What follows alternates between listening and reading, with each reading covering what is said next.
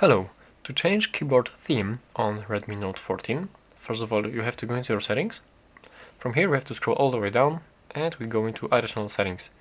And we go into languages and input and manage keyboards, and we have to go into the keyboard which you are using. In my case it's the Gboard, so we go in here and here we have theme. So let's press it, and here are default themes, which is system automatic, default dark, dynamic color, and here are some single colors, as you can see. Solid colors, here are landscapes and light gradient, dark gradient. So yeah, you have a lot of options right here available, and you can also make yourself your own theme.